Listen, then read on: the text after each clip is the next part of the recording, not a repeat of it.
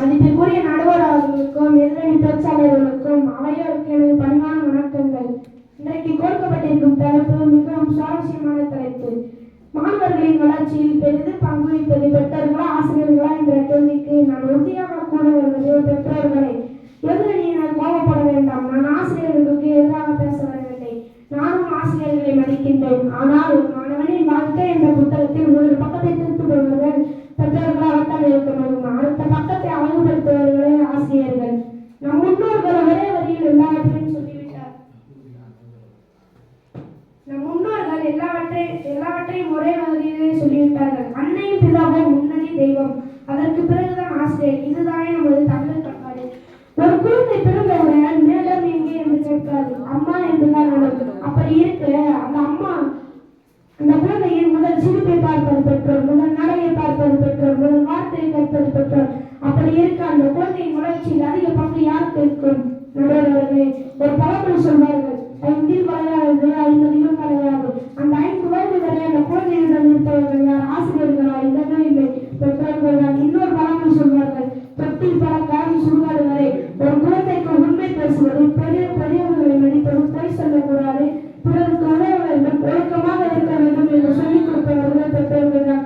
ஆசிரியர்கள் கணிதம் கற்றுத்தரலாம், ஆசிரியர்கள் அறிவியல் கற்றுத்தரலாம், ஆசிரியர்கள் ஆங்கிலம் கற்றுத்தரலாம். ஆனால் ஒரு மாணவருக்கு வாழ்க்கை மாறும் கண்டு கற்றுத்தருபவர்களே பெற்றோர்கள் தான். தேர்வு முடிவுக்கு முன் அதிக பக்கத்தில் இருப்பது மாணவன் தான் என்று கூறும்.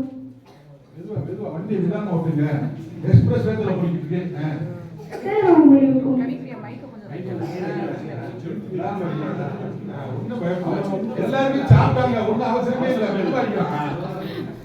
தேர்வு முடிவுக்கு முன் அதிக பாட்டத்தில் இருப்பது யார்? மாணவனா? இல்லவே இல்லை, பெற்றோர் தான். ஆசிரியர்கள் மதிப்பெண் போகும்போது டென்ஷனா இருக்குது யாரு?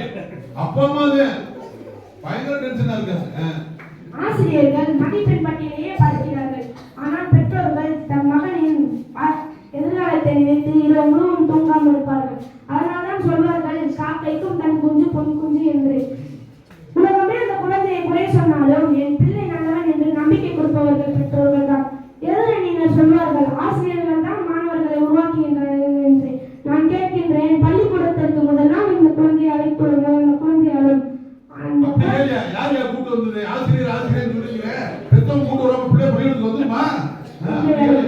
அந்த குழந்தையை வகுப்பறைக்கு அழைத்து செல்லும் வரை அதிகமாக அழுவது யார்?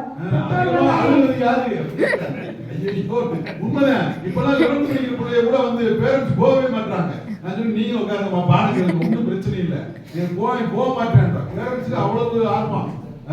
ஏனென்றால் குழந்தைகளின் வளர்ச்சியில் பெற்றோர்களின் பங்கு அளவிட முடியாதது. அளவிடவே முடியாது.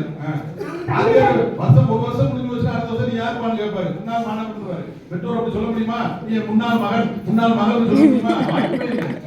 அருமையான கேள்வி. நமது தமிழ் இலக்கியமும் பெற்றோர்களின் பெருமையை பேசுகிறது. இன்ற பொழுதின் பெரிதோக்கும் தன் மகனை சான்றோன் என கேட்ட தாய். ஒரு தாய்க்கு பெரிய மகிழ்ச்சி என்னவாக இருக்கும்? தன் மகன் நல்ல மதிப்பெண் எடுப்பது அல்ல, நல்ல மனிதனாக வளர்ந்தான் என்று உலகம் சொல்வது. அடித்தளம் அமைப்பதே பெற்றோர்கள் தான். ஒரு மரத்தை பாருங்கள், கிளைகள் அழகாக இருக்கும், பூக்கள் கவர்ச்சியாக இருக்கும், பழங்கள் இனிப்பாக இருக்கும். ஆனால் அந்த மரம் நிற்பதற்கு காரணம் என்ன? கண்ணுக்கு தெரியாத வேர். அந்த வேர் தான் நம் பெற்றோர்கள். ஆசிரியர்கள் அந்த மரத்தை வெட்டி வடிவமைக்கும் திறமையான தோட்டக்காரர்கள். வேர் இல்லாமல் மரம் இருக்காது. பெற்றோர்கள் இல்லாமல் மாணவனின் முழுமையான வளர்ச்சி சாத்தியமாகாது. அதனால்தான் இன்னொரு பழமொழி சொல்கிறது, விதைத்ததை தான் அறுப்போம். நல்ல எண்ணங்களை விதைத்தால் நல்ல மனிதன் உருவாகிறான். அந்த நல்ல எண்ணங்களை விதைப்பது பெற்றோர்கள் தான்.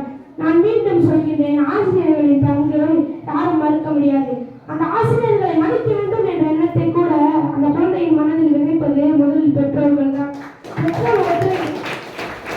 பெற்றோர்கள் ஒத்துழைக்கவில்லை என்றால் ஆசிரியர்களின் உழைப்பு முழுமையாகாது. எனவே மாணவனின் வளர்ச்சியில் முதல் அன்பு பெற்றோர், முதல் ஒழுக்கம் பெற்றோர், முதல் நம்பிக்கை பெற்றோர், முதல் தியாகம் பெற்றோர், முதல் வழிகாட்டி பெற்றோர். அதனால்தான் மாணவர்களின் வளர்ச்சியில் பெரிதும் பங்கு வைத்த